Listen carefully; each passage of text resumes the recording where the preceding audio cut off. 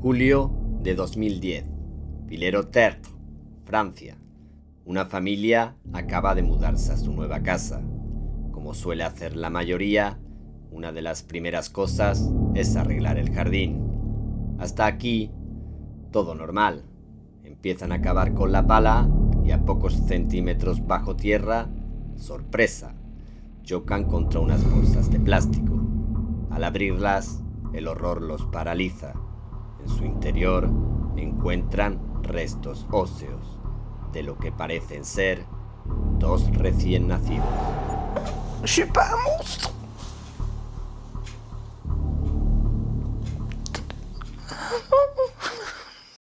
Hoy, en Tras el Espejo, os traigo la historia de Dominique Cotret, alguien que vivió en aquella casa durante mucho tiempo.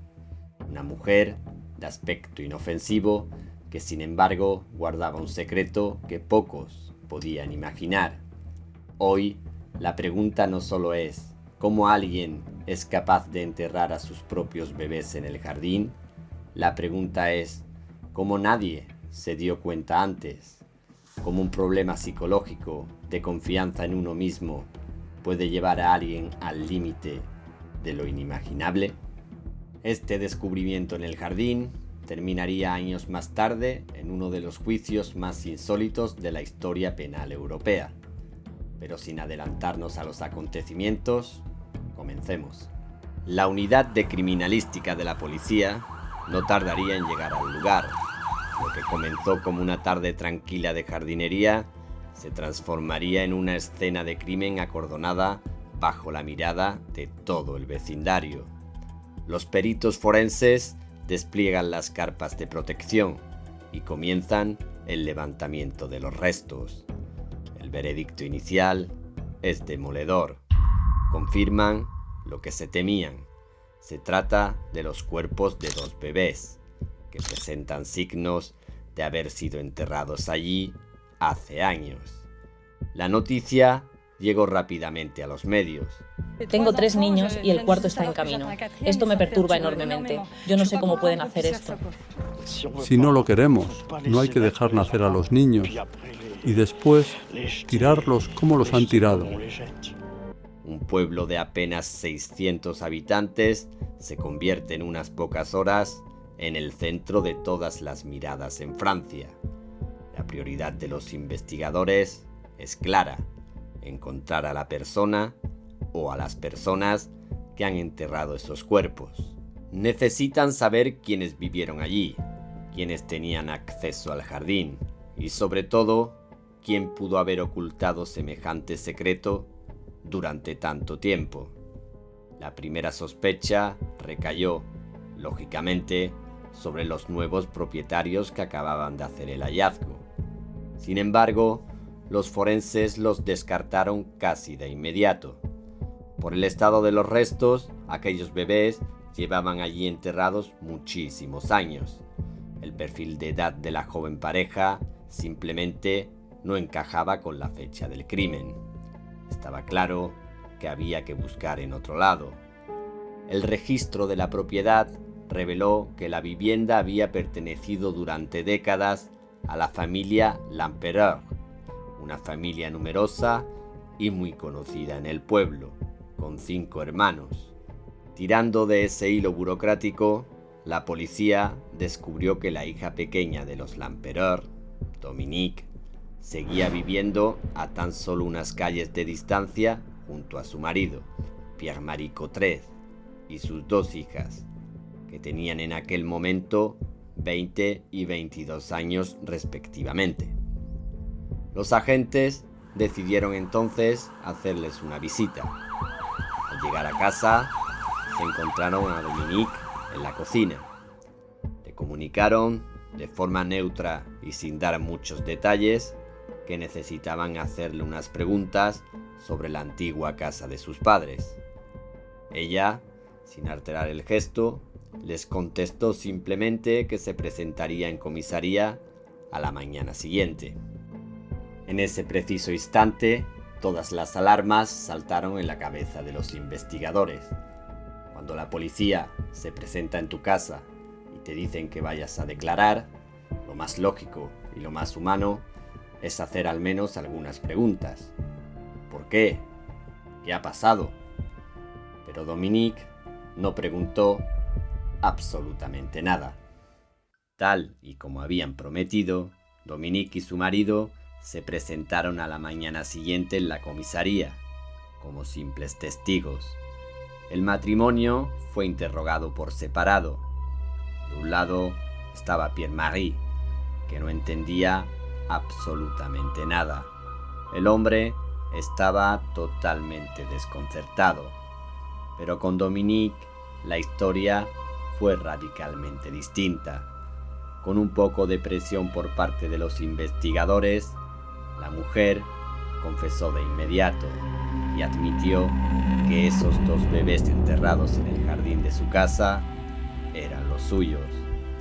Dominique confesó haber dado a luz en secreto y acabado con sus vidas, el primero en 1989 y el segundo en 1991. Una de las cosas que más impactaron a los agentes fue que ni tan siquiera se acordaba del sexo de los bebés. Para muchos policías, esto habría sido el final del caso. Una confesión rápida, un culpable y listo para sentencia. Pero los investigadores notaron que Dominique aún escondía algo. Durante su relato, Dominique cometió un pequeño pero crucial error. Al describir cómo había guardado el cuerpo de los pequeños, mencionó repetidamente que lo había hecho en bolsas de plástico negras. Sin embargo, las bolsas que encontraron los nuevos dueños en el jardín eran azules. Yo tomé la decisión de mostrarle las fotos de las bolsas de basura, y la veo como al principio, bloqueada. Es verdad que hicimos una pausa. Dije, vamos a hacer una pausa porque esto no va bien. Los agentes no pasaron por alto esta contradicción y empezaron a presionarla sobre ese detalle. A Dominique le costaba hablar, las palabras se le atascaban en la garganta, hasta que finalmente se quebró y les hizo una revelación que cambiaría todo el curso de la investigación. Les confesó que en su casa actual, escondidos en el garaje, había más bebés. Cuando los agentes, atónitos, le preguntaron cuántos cuerpos había allí, ella fue incapaz de responder. Simplemente no lo sabía. Había perdido la cuenta. En ese momento no comprendo nada, porque yo pensaba que íbamos a encontrar otro, 2 más quizás. Yo me digo, ¿pero cuántos? ¿Dónde? Pero no sabe darnos una cifra exacta. Fueron los propios policías los que tuvieron que desplazarse a la nueva casa, registrar el garaje entre herramientas y trastos e ir abriendo las bolsas y cajas una por una. Fueron ellos quienes tuvieron que volver a la comisaría y revelarle a Dominique la escalofriante cifra. No solo habían encontrado 1, ni 2, habían encontrado hasta 6 cuerpos más. Sumados a los 2 del jardín, el recuento final era inimaginable. 8 bebés, 8 vidas truncadas al nacer por su propia madre. Pero el detalle que heló la sangre de los investigadores fue dónde habían estado escondidos. Esos 6 pequeños no fueron a parar directamente al garaje donde los encontraron. Durante años, Dominique los había guardado en el armario de su propia habitación, a los pies de la cama en la que dormía cada noche junto a su marido. Llegados a este punto, me gustaría haceros unas preguntas para leeros en los comentarios. ¿Creéis que realmente se puede ocultar varios embarazos a la persona que duerme a vuestro lado? ¿O creéis que alguien más sabía algo en aquella casa? La respuesta se encontraba, en gran medida, en su físico. Dominique padecía, como ya habréis podido observar en las imágenes, de obesidad severa, llegando a pesar más de 130 kilos.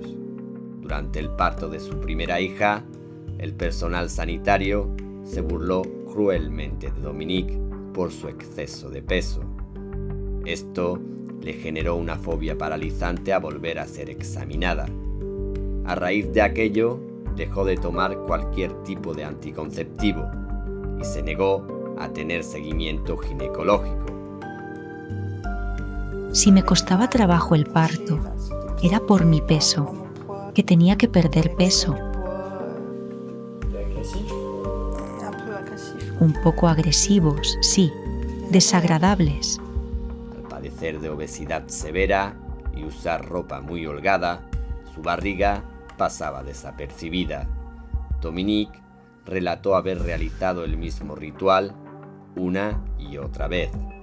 Daba a luz sola, en silencio, en el baño de su casa. En el cuarto de baño, en silencio. Para evitar gritar, ponía una toalla en la boca y apretaba los dientes, para que no me escucharan gritar, para evitar gritar.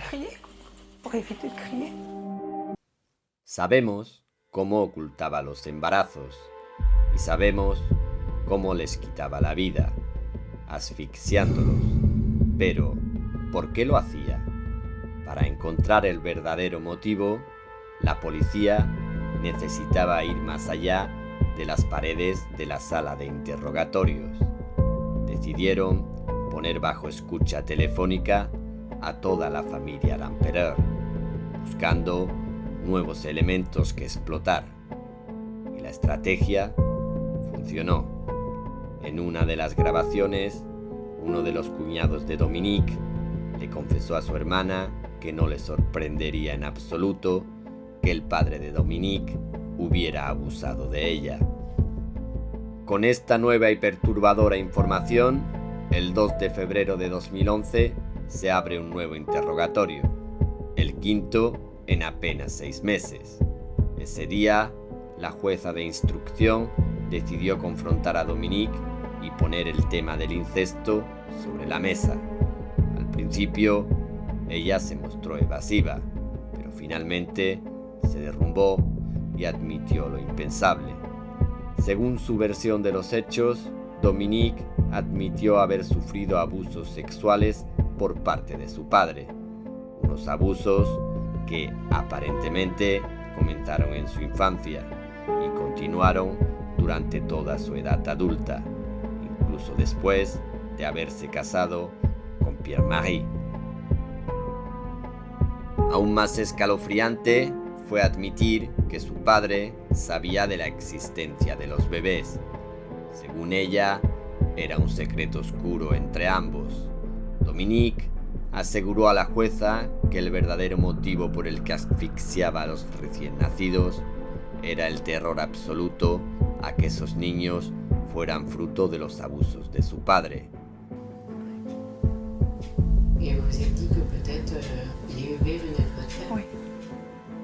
¿Sí? ¿Podría haber sido? Sin embargo, los análisis de ADN demostraron que ninguno de los 8 bebés eran de su padre. Todos y cada uno de ellos eran hijos legítimos de su marido.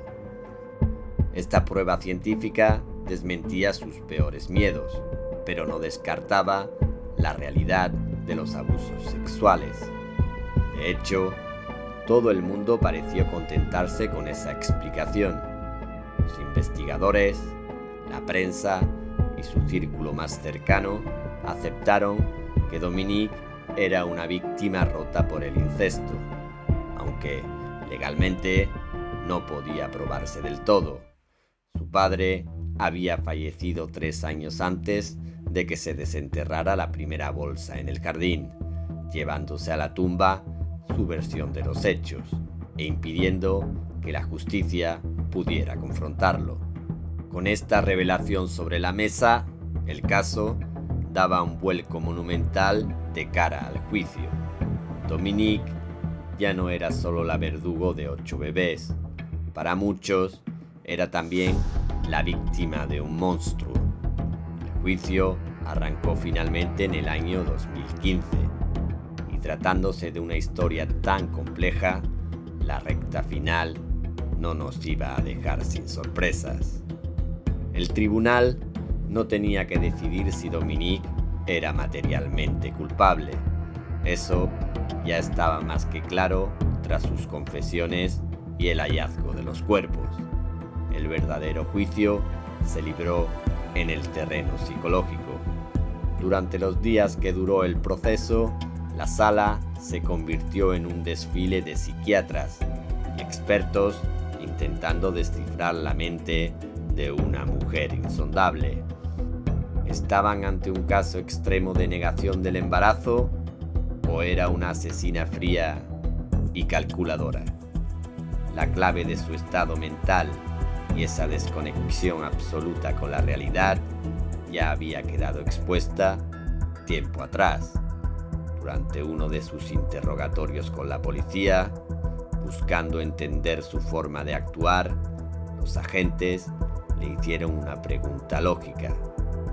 Teniendo una chimenea en casa, ¿por qué no quemó a los bebés para deshacerse de los cuerpos y no dejar ningún rastro?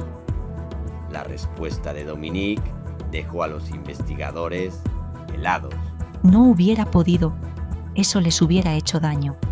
Acababa de admitir ante ellos que los asfixiaba al nacer, pero en su mente fracturada, quemar sus cuerpos una vez fallecidos le parecía una crueldad intolerable.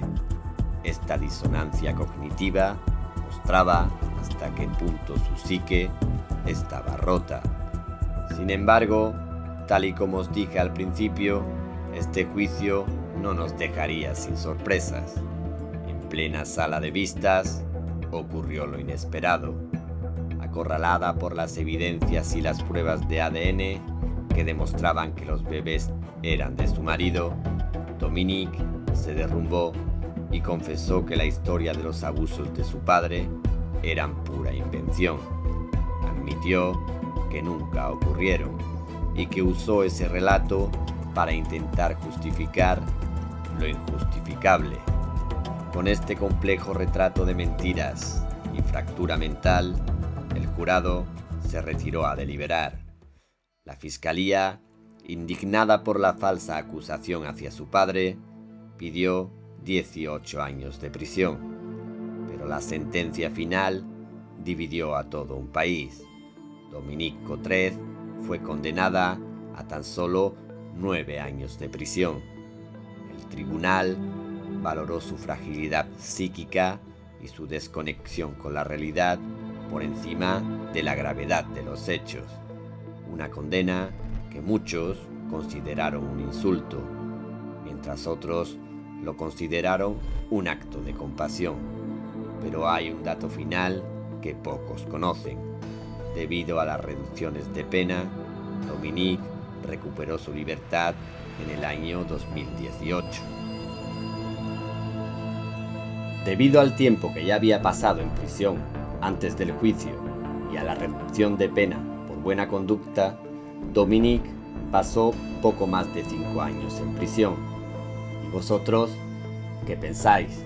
¿Creéis que es una pena justa después de haber arrebatado 8 vidas y encima haber mentido sobre los abusos sexuales de su padre? Esta mujer anda hoy en libertad. Para muchos la pena fue justa, para muchos otros no fue demasiado. Nosotros nos vemos en otra historia, tras el espejo.